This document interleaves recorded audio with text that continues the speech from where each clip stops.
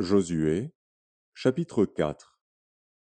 Lorsque toute la nation eut achevé de passer le Jourdain, l'Éternel dit à Josué, Prenez 12 hommes parmi le peuple, un homme de chaque tribu.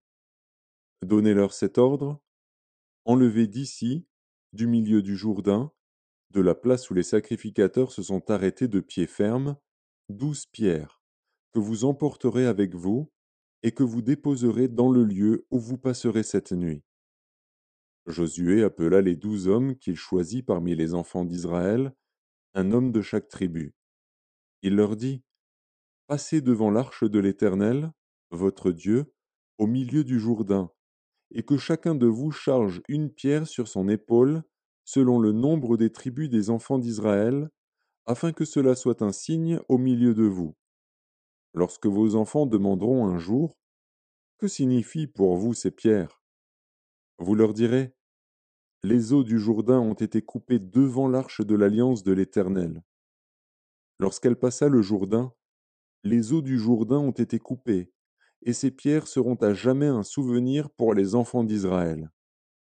Les enfants d'Israël firent ce que Josué leur avait ordonné. Ils enlevèrent 12 pierres du milieu du Jourdain, comme l'Éternel l'avait dit à Josué, selon le nombre des tribus des enfants d'Israël.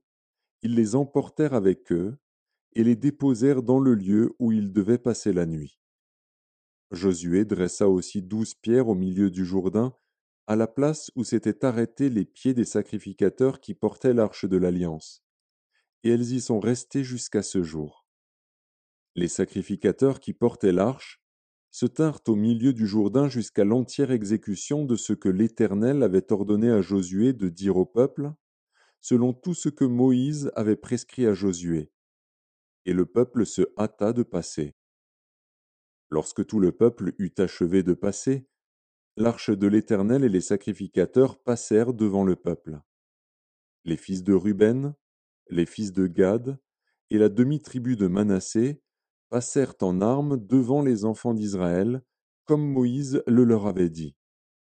Environ 40 000 hommes, équipés pour la guerre et prêts à combattre, passèrent devant l'Éternel dans les plaines de Jéricho.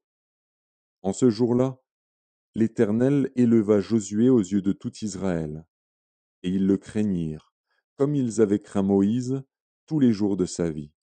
L'Éternel dit à Josué, Ordonne aux sacrificateurs qui portent l'arche du témoignage de sortir du Jourdain.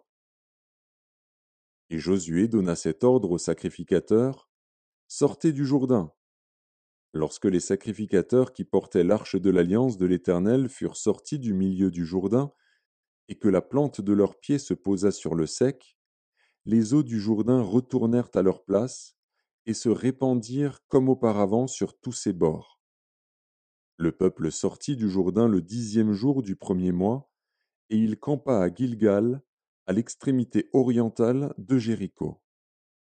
Josué dressa à Gilgal les 12 pierres qu'ils avaient prises du Jourdain. Il dit aux enfants d'Israël, Lorsque vos enfants demanderont un jour à leur père, Que signifient ces pierres? Vous en instruirez vos enfants, et vous direz, Israël a passé ce Jourdain à sec, car l'Éternel, votre Dieu, a mis à sec devant vous les eaux du Jourdain jusqu'à ce que vous eussiez passé, comme l'Éternel, votre Dieu, l'avait fait à la mer Rouge, qu'il mit à sec devant nous jusqu'à ce que nous eussions passé, afin que tous les peuples de la terre sachent que la main de l'Éternel est puissante, et afin que vous ayez toujours la crainte de l'Éternel, votre Dieu.